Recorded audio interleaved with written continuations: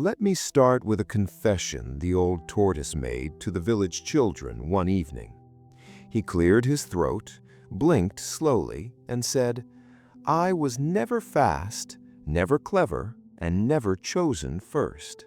Yet here I am, older than your grandfather's mistakes."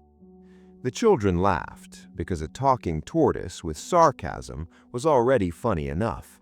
But they leaned in, because wisdom has a way of pulling people closer without shouting. Long ago, when the forest paths were younger and humans still believed animals had better life advice than kings, there lived a tortoise named Kalu. Kalu wasn't famous.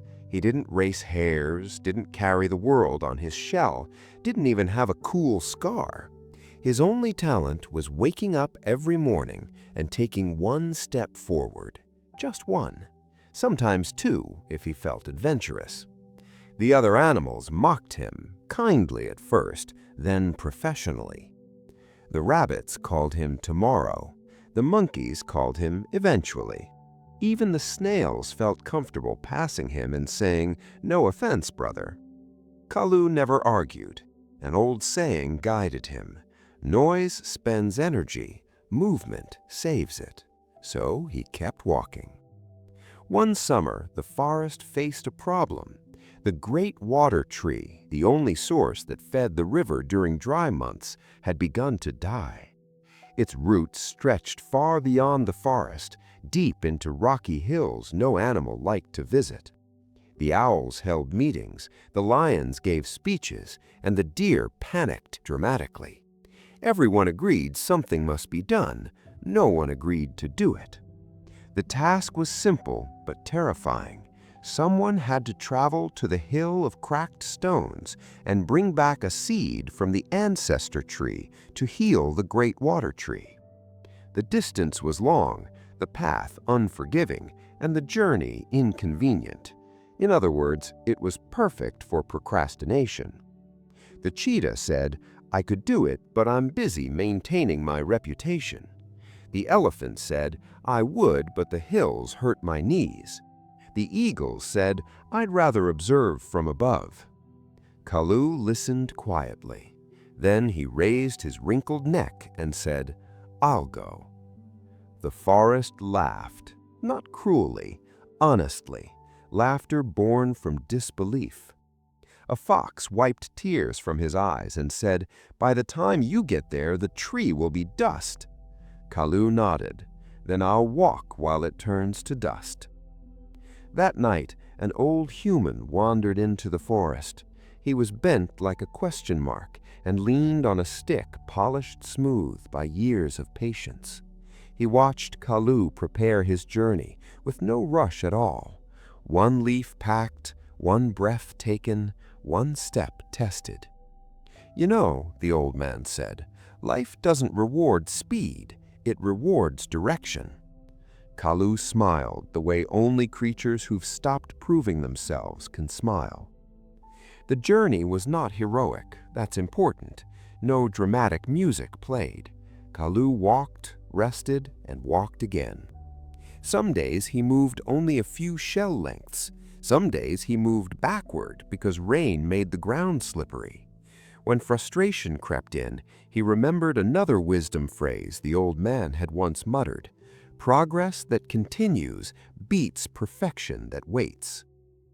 Along the way, Kalu met a young wolf who complained nonstop. "I want to be leader of my pack," the wolf said, "but I'm not strong enough yet." Kalu replied, "Neither is tomorrow, yet it arrives anyway." He met a crow who wanted instant fame. "Everyone ignores me," the crow said. "Seeds grow underground first. If you rush them, you kill them." Weeks passed. The forest forgot about Kalu. The great water tree worsened. Cracks formed in the riverbed. Animals argued louder. Panic aged them faster than time. Meanwhile, Kalu reached the hill of cracked stones. No one clapped. No one filmed it. He simply arrived. He took the seed, carefully, respectfully, like borrowing wisdom rather than stealing it. On the way back, The rains came. Mud slowed him. His legs ached. Doubt whispered, "What if I'm too late?" But another old phrase answered back. A slow step forward still outruns standing still. When Kalu finally returned, the forest barely recognized him. Dusty, thin, calm. He placed the seed at the roots of the great water tree. Nothing happened at first. The animals groaned. Then, quietly, stubbornly, life responded. Roots strengthened, water returned, leaves greened, the river breathed again.